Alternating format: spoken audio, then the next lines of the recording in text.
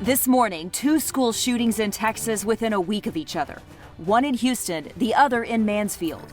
We ask Mansfield Mayor Michael Evans, a former school board member, what happened. Plus, one billionaire donated nearly all the money to Governor Greg Abbott's $54 million border wall fund. We'll tell you who and why. Also, kids under 12 are moving closer to getting the COVID vaccine. And there are now two candidates hoping to challenge Lieutenant Governor Dan Patrick in 2022. Before Mike Collier and Matthew Dowd face off in the Democratic primary, they're talking strategy with us. Inside Texas Politics with Jason Whiteley starts now. Good Sunday morning to viewers all around the state. I'm Teresa Woodard in for Jason Whiteley. Let's begin this week with top political headlines across Texas. A federal judge blocked Texas from enforcing its new abortion law.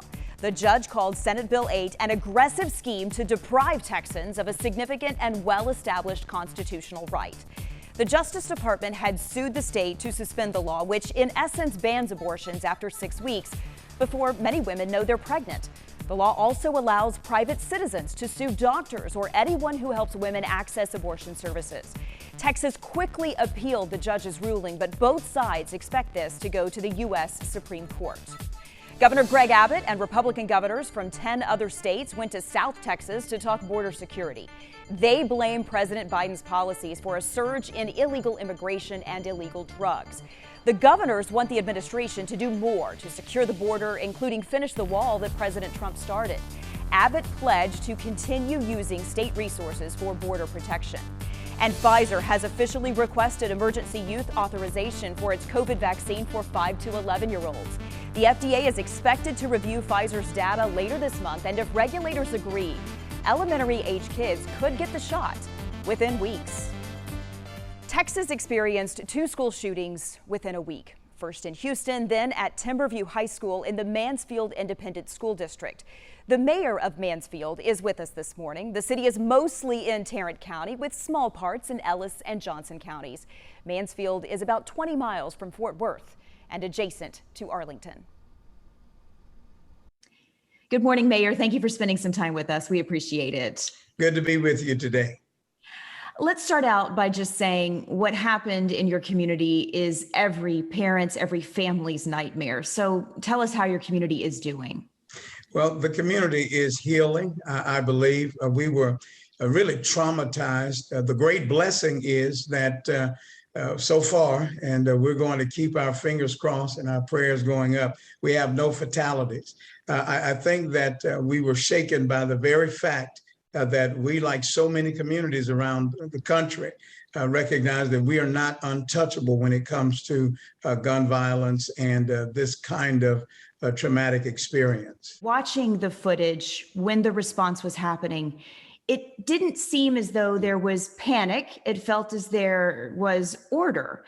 And I'm curious as to whether you think that is a comment about whether our communities are just hardened, we've accepted the fact that this is going to happen, or if it is more of a comment about practice and preparation within the school district. It is definitely practice and preparation. I can say this, there are a lot of people who were shaken up.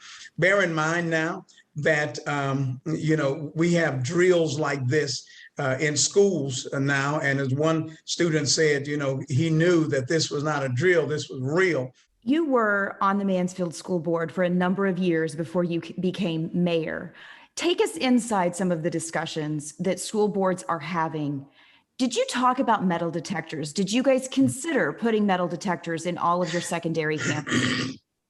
Well, you know what, we did have some of those discussions back, 6-7 years ago. Even then, parents really were kind of skittish about there being metal detectors, but more so they opted to have police officers on campus, and that has worked for MISD. In your opinion, would you like to see more metal detectors in use at campuses across Texas? Boy, you know what? I am really old school, and to me, that continues to rob schools of their innocence. But that's already happened, right? That cat's already out of the bag. So here's where I am. There may be a need now for a combination of things. I don't think that metal detectors is going to be the end all, be all, end all, because in schools around the country, and in particular Texas, you've got hundreds of doors, exits in and out, and that's for our kids' safety as well. So you're talking about a whole lot of money. I think about $4,000 just a unit. They say that's estimated per school. And right now, schools are already dealing with budget woes because of the pandemic. How did this 18-year-old suspect get a gun and get it inside a school? We're looking at more systemic issues in regard to a person bringing a gun onto the campus and then able to injure 4 or 5 people. We know now that we too are untouchable, or not untouchable rather, when it comes to these kind of events happening. They can happen. Mayor Evans, we appreciate your time this morning. Our thoughts are with your community, and we are so thankful no lives were lost. You are right. It's a blessing and always a pleasure to be here to serve. Thank you. With a little more than a week left in this special session, lawmakers are moving ahead with redistricting. The new political maps favor Republicans and do not accurately reflect the state's growth among minorities. According to the 2020 census, 95% of Texas's growth was in communities of color. So, will these maps change? Let's go to Austin and ask Ross Ramsey, the executive editor and co-founder of the Texas Tribune. Good morning, Ross. Good morning. How are you? So do you think that these maps are going to look the same way they do now when the legislature finally gives them to Governor Abbott? I think we're pretty close to the final result. They've been talking about this for a while. They got the numbers really from the census in early September and put these maps together pretty quickly. They've gone through their hearings and the maps have been changed a little bit, but they're pretty unscathed. And I think this is probably what goes to the governor. And then if it goes like redistricting always goes, this is probably what goes to court.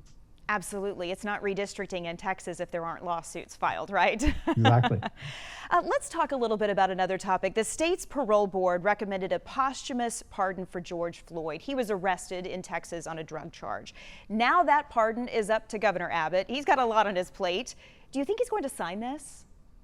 I don't know what he's going to actually do. I do know that 7 members of this parole board voted unanimously to go forward with this. They're all Greg Abbott appointees, and I assume that they have the governor's interest in mind as well as George Floyd's injustice. So it comes favorably recommended. What he'll do, only he knows. Absolutely. All right, Ross, stick around because we're going to see you in just a few minutes again. Right. Up next this morning on Inside Texas Politics, one of the Democratic candidates for Lieutenant Governor, Mike Collier, on protecting Texans from gun violence while respecting the Second Amendment. And his opponent, Matthew Dowd, weighs in too, but Dowd is a former Republican, so why is he now running as a Democrat? Mike Collier launched his campaign for Lieutenant Governor last week. It's his second time running. He's hoping for a rematch with incumbent Dan Patrick, but first comes a primary. We talked with both Democrats running for Texas Lieutenant Governor during campaign stops in Dallas. We start this morning with Mike Collier. Thank you for being with us. We really appreciate it. Thank you very much. If you had to pick the 2 biggest problems facing the state of Texas right now, what are they and how do you fix them? Well, we absolutely have to fix the grid. There's no question about it. I had been concerned about the grid because it was designed improperly many years ago, and we all know that the state was outgrowing it. And so we have to do 2 things fundamentally. Change the incentive structure so that companies invest in backup generation. We need extra generation so that we can meet the demand on a hot day in the summer. And then we have to winterize. Not just winterize the electrical gear, but we have to winterize gas production. So it seems simple. That's not hard. However, what's hard is the political will to do that, because we're talking about billions of dollars. And then finally, when we do those things, we have to make sure who pays for it. It has to be fair. And so it can't all land on consumers. It has to be shared equally by those that consume power, including the commercial and industrial users. That's one problem. What do you think is the second biggest problem? Well, property taxes. You can't talk about property taxes without talking about public schools, and you can't talk about public schools without talking about property taxes, because the 2 are inextricably linked. We do not have enough funding for our public education, but we're also paying property taxes that are too high, and it's unfair. I campaigned hard on that in 2018, and I know why the problem is. The problem is that the state is not doing its job. The state is deliberately putting the cost of education onto homeowners' backs and small businesses. We're paying more, the state is paying less, and therefore we get increasing property tax bills, but we don't see any improvement in terms of funding in education. How do you address keeping not only school kids, but the general public safe from gun violence while still respecting the Second Amendment in a state where that is so important? I met one of the mothers of one of the victims in Santa Fe, Rhonda Hart. I promised her, I looked her in the eye and I said, if I'm ever lieutenant governor, we will make this a priority. And there's a lot that we have to do. Background check system that works, that would be huge. Red flag laws, that would be huge. And perhaps the liability should follow the gun owner, and if that makes any sense. So if you own a gun and something terrible happens with the gun that you own, perhaps you ought to be on the hook for this. What, in your opinion, should abortion rights look like in the state of Texas? It's not going to surprise you as a Democrat that I support a woman's right to choose. I think that's the right thing to do. And so Roe v. Wade laid down a framework for that, and within that framework we lived pretty well together. I'd like to see us go back to that. I think that makes a great deal of sense. What we've seen out of the legislature is what I would call an end around, mocking the Constitution, taking away a woman's rights. You know, a woman has a right to be master of her own destiny, just like any man. And it's not just a Democrat thing here. This is a Texan thing. And I can tell you, I've spoken to a lot of Republican women who are very angry about what happened. So we lived with Roe v. Wade for a long, long time. We should respect that. Respect the rights in the Constitution. That's my point of view. So far, there is no Democrat who has announced that they are running for governor. Who would you like to see? So Beto and I are friends. Beto O'Rourke, the fellow from El Paso, perhaps you've heard of him. I've heard. But I know Beto well. I think Democrats love Beto. And I'd like to see him run for governor. I don't know if he's going to or not. You'll have to ask Beto that. But I think for Democrats that are listening, I always hasten to point out that I got more votes than he did in 2/3 of the counties in the state. I did very well in rural Texas. He did very well in urban Texas. And so if we work together and compare notes, both of us have statewide campaign experience. It takes a long time to learn how to do this and build your own infrastructure and your network. So I'd really like to run with him, but I don't know who he's going to run. Mike Collier, thank you for your time. Thank you. Matthew Dowd also wants to be lieutenant governor. A former Republican, he's now running in the Democratic primary, challenging Collier for that nomination.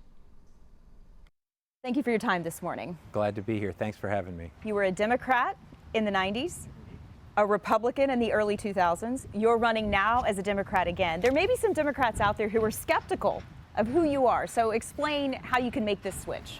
So it's all about my values, and in the 90s when I worked for Bullock and Ann Richards, which I call myself a Ann Richards, Bob Bullock Democrat, is who I am. I got to know then Governor Bush and watched how he worked across the aisle with a Democratic lieutenant governor, a Democratic speaker. I thought we could do the same thing when he asked me to work for him for president, which is the first time I had worked for a Republican. We could do the same thing in a very dysfunctional Washington. It didn't turn out that way. I had a very public break with President Bush over the war and the fact that the country was more divided. I've come to the conclusion that the only vehicle that exists today with the two main political parties to sort of save democracy and reinvigorate the Constitution is through the Democratic Party right now. I don't think that exists today in the Republican Party. I think we benefit by having two vibrant, enlightened political parties. That doesn't exist today. So in my view, the only path to the promised land of having a state that pays attention to the Constitution and the rights of everyone and works in the common good is the Democratic Party, and that's why I'm running. Let's talk policy. If you had to pinpoint the two biggest problems facing the state of Texas, what are they and how do you solve them? So I think the biggest overall problem is a lack of leadership and a lack of Texas values that are shared by our statewide leaders. They're not people of integrity. They don't serve the public. They're not interested in the common good. And I don't think they treat everybody with the same dignity and decency. So it's an overall lack of complete leadership on behalf of most Texans. So if lack of leadership is problem number one, what would you say is problem number two? The inability to appeal to all Texans and not just a select group in the state. And so instead of only having the same people at the table, which is not diverse, both opinion and the way they look, whether it's women, people of color, they only have a select group that all believes the same exact thing, which again, I don't think is in the interest of all Texans. So I think it's leadership, and then I think they have no interest in the common good. How do you keep people safe from gun violence, not just school children, but all Texans, while still respecting the Second Amendment? So this to me is a huge issue, because it goes to exactly what I'm talking about leadership and doing what's in the best interest of the common good. We've had more mass shootings in the last 10 years than we've ever had in this state. Schools and Walmarts and churches and all the places that it's happened. And what was the Republican leadership and the man I'm running against, Dan Patrick's response to that, was make it easier for people to carry guns without a permit or a license, the permitless carry bill. I have three things that I would want to do. First is red flag laws. We need universal background checks with no loopholes. And the third thing is we should roll back this permitless carry thing. What, in your opinion, should abortion rights look like for a woman in Texas? A woman ought to have that right, a fundamental right to a woman is the right of her own decisions over her own body, and I don't think it's appropriate for a state legislator or a state senator or the lieutenant governor to be in the room, which is basically what that is, when they make that decision. So you have worked for politicians in the past. Why is now the right time to become the politician yourself? So if you had asked me on New Year's Day this year if I was going to run, I would have laughed and said, what are you talking about? There's no way I'm going to do that. My life was good. I live in Wimberley on the Blanco River.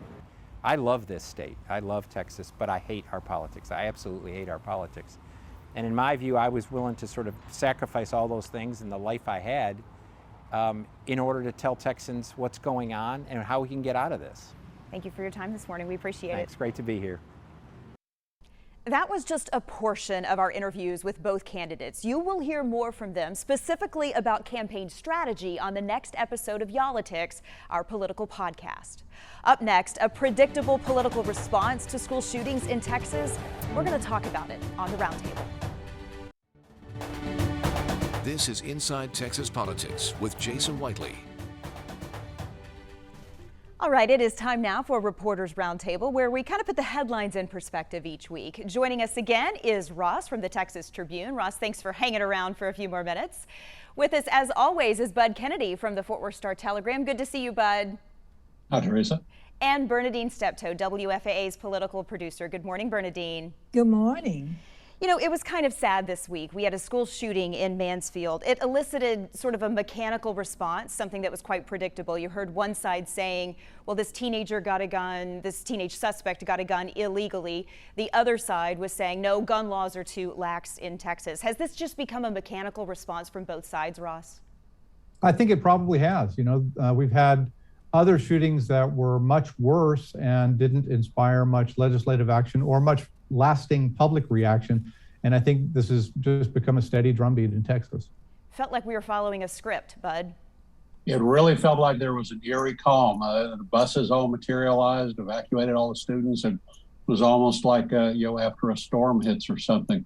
One thing we did find out is that Mansfield ISD is a little short on officers. Like all law enforcement agencies around the state, they've had to rent officers from small towns to cover schools. And whether you believe the officers should be police or whether they should be, intervention counselors, they need more of them in the school.